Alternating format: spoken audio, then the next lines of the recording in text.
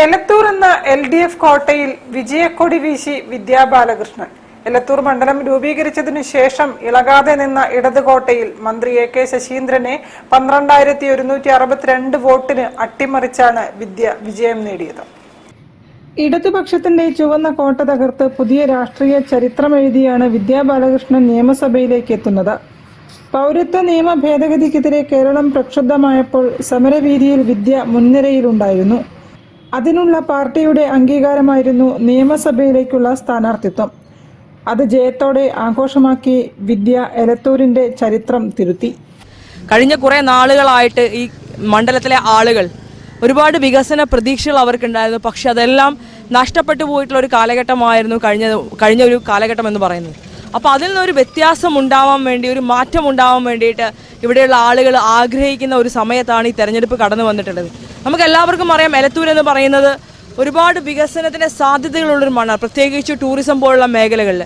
പക്ഷേ കേരളത്തിൻ്റെ ഒരു ടൂറിസം ഹബ്ബായിട്ട് ഐഡൻറ്റിഫൈ ചെയ്യപ്പെടേണ്ടിയിരുന്ന ഈ എലത്തൂർ നിയോജക മണ്ഡലം പക്ഷേ ആ ഒരു ടൂറിസം ഭൂപടത്തിലേക്ക് അത്ര പ്രാധാന്യത്തോടു കൂടി ഇവിടെ എവിടെയും മാർക്ക് ചെയ്യപ്പെട്ടിട്ടില്ല. അപ്പോൾ അത്തരം പദ്ധതികളൊക്കെ ആവിഷ്കരിക്കുന്ന സമയത്ത് വളരെ സ്വാഭാവികമായിട്ട് ഒരു വികസനം വരുന്ന സമയത്ത് അതോടൊപ്പം തന്നെ അവിടെ പ്രാദേശികമായിട്ട് ആളുകൾക്ക് തൊഴിൽ ലഭിക്കും, അവരുടെ ജീവിത നിലവാരം ഉയർന്ന സാഹചര്യം ഉണ്ടാവും.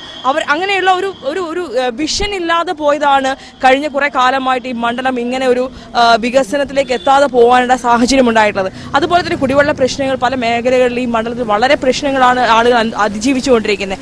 മണൽ കൊള്ളയടിച്ചുകൊണ്ടിരിക്കുകയാണ്. കടലിൽ നിന്നടക്കം മണൽ ഊറ്റിയിട്ട് ആളുകൾ, മാഫിയ ആയിട്ടുള്ള ആളുകൾ അത് കടത്തിക്കൊണ്ടു പോകുന്ന ഒരു സാഹചര്യം ഈ മണ്ഡലത്തിൽ കുറെ നാളുകളായിട്ട് നമ്മൾ കണ്ടുകൊണ്ടിരിക്കുക. ആളുകൾ സമരം ചെയ്തുകൊണ്ടിരിക്കുക. പ്രധാനമായിട്ടുള്ള റോഡുകളുടെ വികസനത്തിന് വേണ്ടിയിട്ട് കോഴിക്കോട് ബാലുശ്ശേരി റോഡിനൊക്കെ വേണ്ടിയിട്ട് വർഷങ്ങളായിട്ട് ആളുകൾ ആവശ്യപ്പെടുന്ന സമയത്ത് അതിനൊന്നും ഒരു മാറ്റം ഉണ്ടാക്കാൻ ഈ ഗവൺമെന്റിനും സംവിധാനത്തിനും സാധിച്ചിട്ടില്ല. അതുകൊണ്ട് തന്നെ ഇത്തവണ എലത്തൂര് മാറി ചിന്തിച്ചുകൊണ്ടിരിക്കുകയാണ്. UDFന് അനുകൂലമായിട്ടുള്ള തരംഗമാണ് എലത്തൂരിൽ നമുക്ക് കാണാൻ കഴിയുന്നത്. മണ്ഡലത്തിൽ നിന്നുള്ള UDFന്റെ ആദ്യ MLA ഭാരത് ജോഡോ യാത്രയിൽ പങ്കെടുത്തിട്ടുണ്ട്. 2017 റഷ്യയിൽ നടന്ന ലോക യുവജന സമ്മേളനത്തിൽ പങ്കെടുത്തു. 2 തവണ കോഴിക്കോട് കോർപ്പറേഷൻ കൗൺസിലറായി.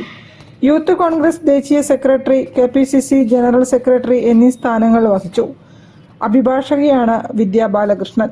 ഭർത്താവ് VP ബബീഷിനൊപ്പം കോഴിക്കോട് വെള്ളിമാട് കുന്നിലെ വീട്ടിലാണ് താമസം.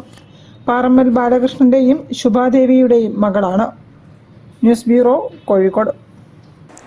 തളി മഹാകുംഭാഭിഷേക മഹായജ്ഞം